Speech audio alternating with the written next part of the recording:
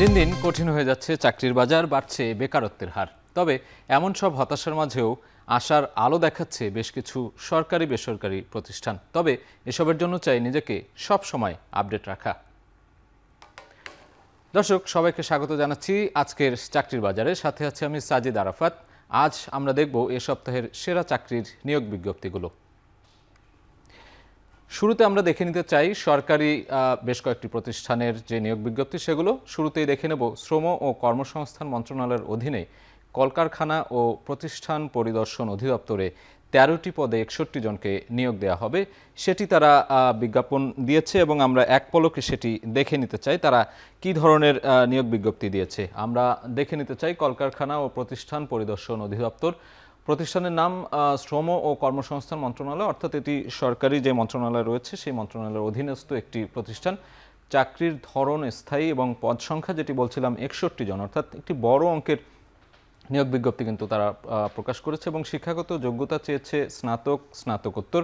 বয়সসীমা নির্ধারণ করা হয়েছে 18 থেকে 40 বছর পর্যন্ত এবং কর্মস্থল ঢাকা।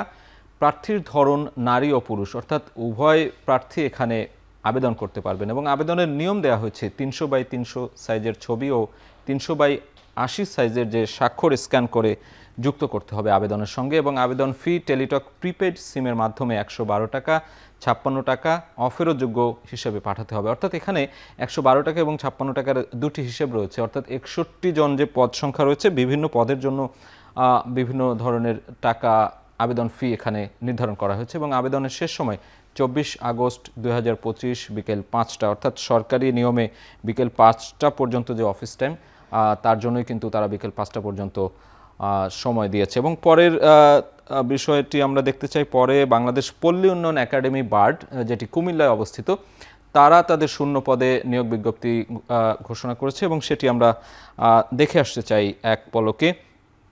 বাংলাদেশ পল্লী উন্নয়ন একাডেমি বার্ড, পদের নাম ফার্মাসিস্ট, অফিস সহকারী, হেলথ ভিজিটর, ফটোগ্রাফার।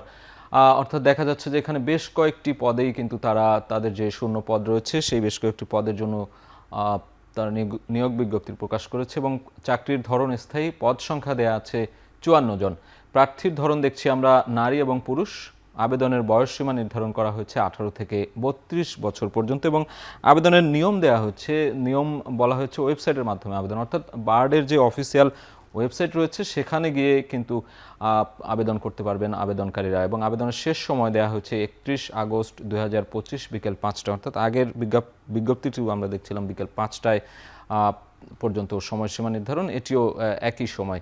এরপরে আমরা দেখতে চাই শীর্ষস্থানীয় শিল্প প্রতিষ্ঠান Akij food and beverage limited, সেখানে সিনিয়র এক্সিকিউটিভ এবং অ্যাসিস্ট্যান্ট ম্যানেজার পদে জনবল নিয়োগ দেওয়ার যে বিজ্ঞপ্তি প্রকাশ করা হয়েছে সেটি আমরা এক পলকে একটু দেখে আসতে চাই। প্রতিষ্ঠানের নাম Akij food and beverage limited, বিভাগের নাম মার্কেটিং রিসার্চ, পদের নাম সিনিয়র এক্সিকিউটিভ অ্যাসিস্ট্যান্ট ম্যানেজার, অর্থাৎ দুটি পদে এখানে নিয়োগ বিজ্ঞপ্তি দিয়েছে তারা। পদ সংখ্যা নির্ধারিত নয় এবং শিক্ষাগত যোগ্যতা চাওয়া হয়েছে বিবিএ, এমবিএ, অভিজ্ঞতা ৫ বছরের, বেতন আলোচনা সাপেক্ষে এবং চাকরির ধরন ফুল টাইম। প্রার্থীর ধরন পুরুষ। আমরা আগের দুটি বিজ্ঞপ্তিতে দেখছিলাম নারী এবং পুরুষ উভয়ই আবেদন করতে পারবে, তবে এখানে শুধুমাত্র পুরুষের কথা বলা হয়েছে এবং বয়সসীমা নির্ধারণ করা হয়েছে ২৮ থেকে ৪০ বছর পর্যন্ত। কর্মস্থল ঢাকা, ধামরাই। আবেদনের নিয়ম যথারীতি তাদের ওয়েবসাইটেই পাওয়া যাবে এবং আবেদনের শেষ সময় দেওয়া হয়েছে ১৫ আগস্ট ২০২৫ সাল। এবার আমরা আরও কয়েকটি বিষয়ে যে চাকরি বিজ্ঞপ্তি রয়েছে সেগুলো দেখতে চাই। এ পর্যায়ে দেখব আমরা বেসরকারি উন্নয়ন সংস্থা ব্র্যাক, তারা যে নিয়োগ বিজ্ঞপ্তি প্রকাশ করেছে সেই বিজ্ঞপ্তিটি একটু দেখে আসতে চাই।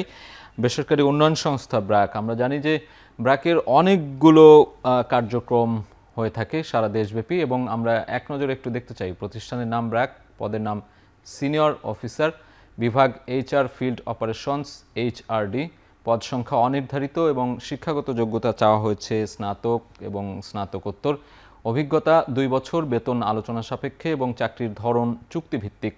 প্রার্থীর ধরন লেখা আছে নারী এবং পুরুষ, কর্মস্থল কক্সবাজার, টেকনাফ, উখিয়া। অর্থাৎ আমরা দেখে থাকি যে ব্র্যাক তাদের বিভিন্ন উন্নয়নমূলক কর্মকাণ্ডগুলো কিন্তু সারা দেশব্যাপী করে থাকে এবং বিশেষ করে ঢাকার বাইরে তাদের অনেকগুলো কার্যক্রম রয়েছে। সেই জায়গা থেকে তারা কক্সবাজারে, টেকনাফ, উখিয়া তাদের যে কার্যক্রম রয়েছে সেখানে শূন্য পদে নিয়োগ দিতে যাচ্ছে এবং অন্যান্য সুবিধার কথা এখানে বলা হয়েছে।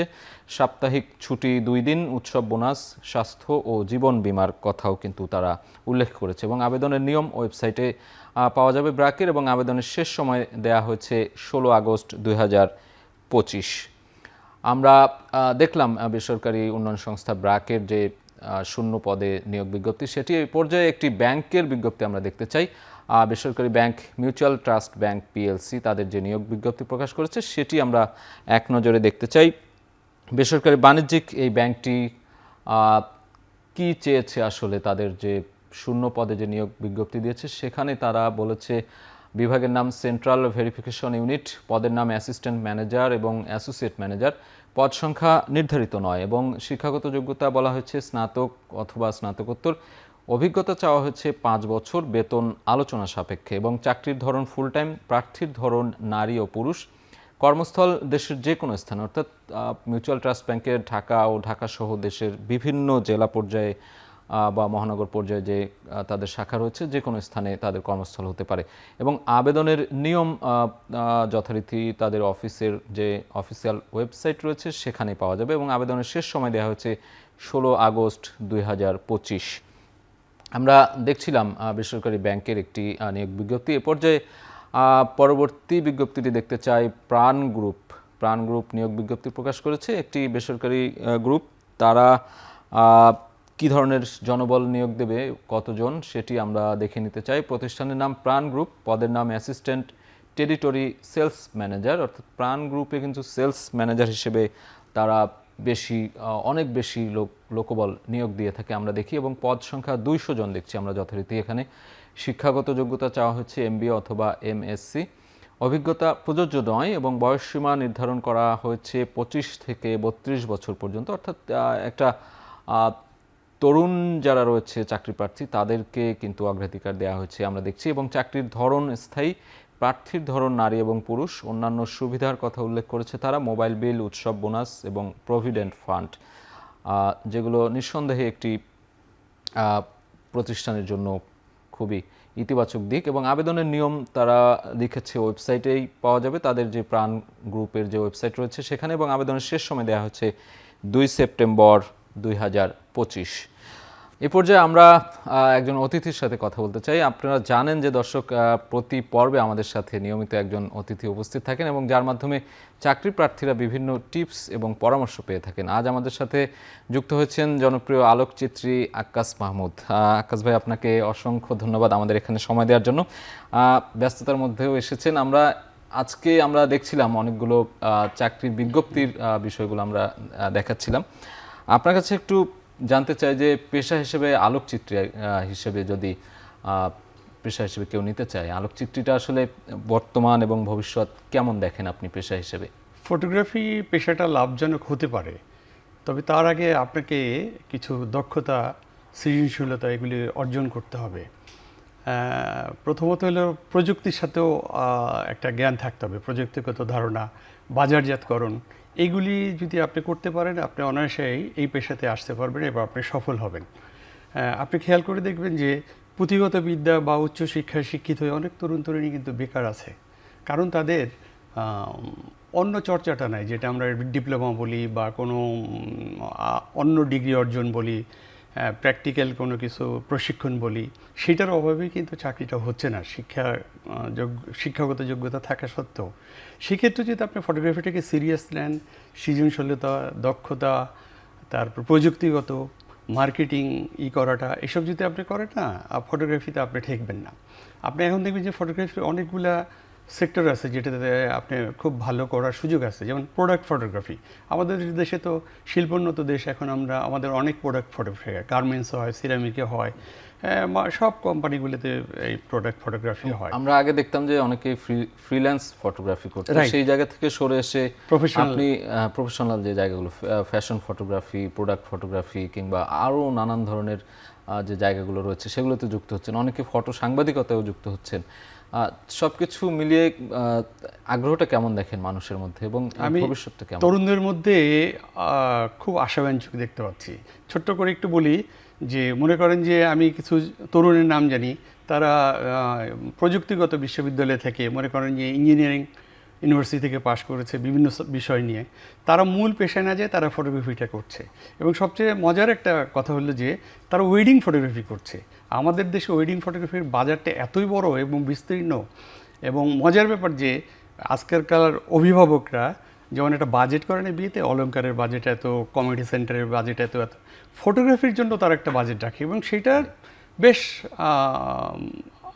উল্লেখযোগ্য মোটা অঙ্কের টাকা। হ্যাঁ, তো এই পেশাটা যদি আপনি দক্ষতা অর্জন করতে পারেন, ভালো প্রশিক্ষণ নিতে পারেন, প্রথমে যদি কোনো বড় ফার্ম থেকে আপনি অ্যাপ্রেন্টিস হিসেবে শুরু করেন, ওয়েডিং ফটোগ্রাফি যদি একবার আপনি সুফল পেয়ে যান, আপনাকে আর থামানো যাবে না। এত এই ফটোগ্রাফি যে পেশা হিসেবে নেয়ার জন্য আপনি বলছিলেন দক্ষতা বা সৃজনশীল হওয়ার যে প্রক্রিয়া বা এই যে যুগের সাথে তাল মেলানো, এখন ক্যামেরাও অনেক আধুনিক হয়েছে এবং সাথে সাথে তো প্রশিক্ষণটাও নেওয়া দরকার, তার শিক্ষাটাও নেওয়া দরকার। এই শিক্ষাটা আসলে কোথায় কোথায় নিতে পারবে? আমরা পাঠশালাতে দেখি অনেকে নেয়, সেই জায়গাগুলো এখন কেমন? ফটোগ্রাফি শেখার জায়গাগুলো কেমন? এটা গুরুত্বপূর্ণ প্রশ্ন। মানে শিক্ষার কোনো বিকল্প নাই। আপনি যত দামি ক্যামেরায় কেনেন, কিন্তু আপনি যদি ভালো মতো ব্যবহার না করতে পারেন কোনো লাভ নাই।